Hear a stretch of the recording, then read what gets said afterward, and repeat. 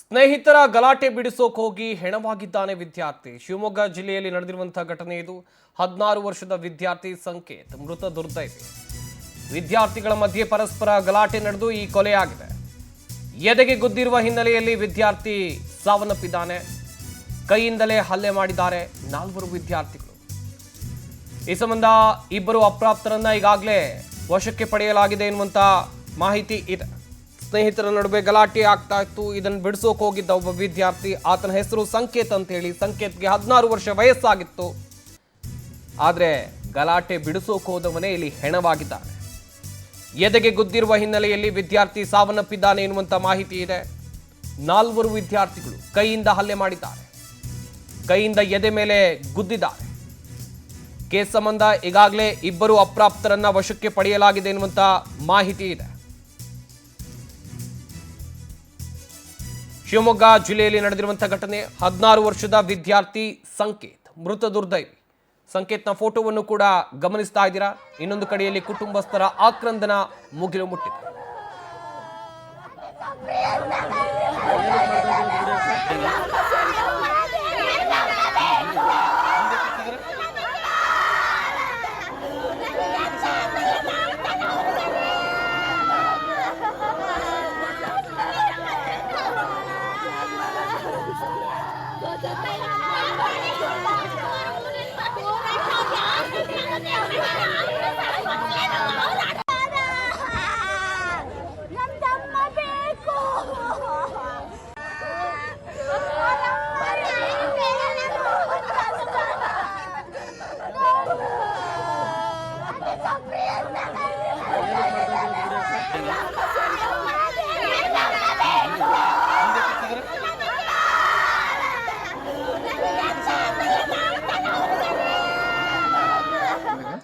ಅವರಲ್ಲಿ ಆಲ್ರೆಡಿ ಇಬ್ಬರನ್ನ ನಾವು ವಶಕ್ಕೆ ತಗೊಂಡಿದ್ದೀವಿ.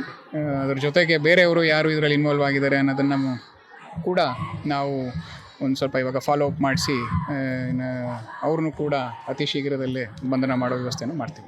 ಅವರೆಲ್ಲರೂ ಸ್ಪೆಷಲ್ ಕ್ಲಾಸ್ಗೆ ಹೋಗಿದ್ದರು. ಎಲ್ಲ ಒಟ್ಟಿಗೆ ಓದೋರು ಎಲ್ಲ ಒಂದು ಫ್ರೆಂಡ್ಸ್ ಆಗಿದ್ದರು. ಇಲ್ಲಿ ಸ್ಪೆಷಲ್ ಕ್ಲಾಸ್ ಆದ ನಂತರ ಅವರೇನು ಈ ಕಡೆ ಎಲ್ಲ ಬಾಗಿಲು ಹಾಕ್ಕೊಂಡು ಆಚೆ ಬರ್ಬೇಕಾರೆ ಈ ಒಂದು ಮಾತಿನ ಚಕಮಕಿ ಬೆಳೆದು ನಂತರ ಈ ಒಂದು ಘಟನೆ ನಡೆದಿದೆ. ಏನು ಕಾರಣ ಸರ್? ಅವರು ಮೇಯ್ನು ಹುಡುಗಾಟದ ಕಾರಣನೇ ಅಂತ ಅನ್ನಿಸ್ತಾ ಇದೆ. ಅದರಲ್ಲಿ ಇನ್ನೊಬ್ಬ ವ್ಯಕ್ತಿ ಅವನು ಇದರ ಬಗ್ಗೆ ನಮಗೆ ಕೂಲಂಕಷವಾಗಿ ಮಾಹಿತಿಯನ್ನು ಕೊಟ್ಟಿದ್ದಾನೆ. ಅವನು ಕೂಡ ನಾವು ಇವಾಗ ವಿಚಾರಣೆಗೆ ಒಳಪಡಿಸಿದ್ದೀವಿ. ಅವನು ನೋಡಿದ್ದಾನೆ, ಈಸ್ ಐ ವಿಟ್ನೆಸ್. ಸೊ ಅವನು ಯಾರು ಅವ್ರದ್ದು ಮತ್ತು ಇತರರಿಗೆ ಒಂದು ಸ್ವಲ್ಪ ಅದೇನು ಮಾತು ಬೆಳೆದು ನಂತರ ಈ ಮಧ್ಯದಲ್ಲಿ ಸಂಕೇತ ಹೋದಾಗ ಬೇರೆ ಯಾರು ಮಾಡೋ ಸಾಧ್ಯ ಇಲ್ಲ. ಹುಡುಗರ ಮಾಡಿರೋದು ಜೊತೆಲಿ ಹುಡುಗರೇ ಮಾಡಿರೋದು. ಬೇರೆ ಯಾರು ಜೊತೆಲಿರೋ ಹುಡುಗರು ಅಂದ್ರೆ ನಮಗೆ ಗೊತ್ತಿಲ್ಲ. ಫ್ರೆಂಡ್ಸ್ಗಳು ಯಾರ್ಯಾರು ಮಾಡೋದು ನಮಗೆ ಗೊತ್ತಿಲ್ಲ. ಕಾರಣ ಗೊತ್ತಿಲ್ಲ ಸರ್. ಈಗ ನಾವೇನು ಗೊತ್ತಾ, ಮಗ ಸ್ಕೂಲಿಗೆ ಕಳಿಸಿರ್ತೀವಿ. ಹಿಂದೆ ಏನಿಲ್ಲ ಸರ್. ಯಾಕೆ ತಂಟೆ ಹೋಗೋರಲ್ಲ ಹುಡುಗರು ನಮ್ಮ ಮಕ್ಕಳು. ಮನೆ ಆಯ್ತು ಅವ್ರ ಕೆಲಸ. ಈಗ ಏನೋ ಅಕಸ್ಮಾತ್ ಕೇರಿ ಒಳ ಸಣ್ಣ ಮಕ್ಕಳು ಗುದ್ದಾಡ್ತಾ ಅವಕ್ಕೆಲ್ಲ ನಾವು ತಲೆ ಕೆಲಸಕ್ಕೆ ಹೋಗಿಲ್ಲ. ಇವ್ನು ಹೊಡಿತಾನೆ, ಇವ್ನು ಹೊಡಿತಾನೆ, ಇವ್ನು ಹೊಡಿತಾನೆ, ಅವೆಲ್ಲ ಏನೋ ಸಣ್ಣ ಹುಡುಗರು ಕಿರ್ಕ್ ಮಾಡಕ್ಕಂತ ಅವಕ್ಕೆಲ್ಲ ತಲೆ ಕೆಲಸಕ್ಕೆ ಹೋಗಿ ಬಿಡು. ಮಕ್ಕಳು ಓದ್ತಾವೆ, ಚೆನ್ನಾಗಿರ್ತಾವೆ.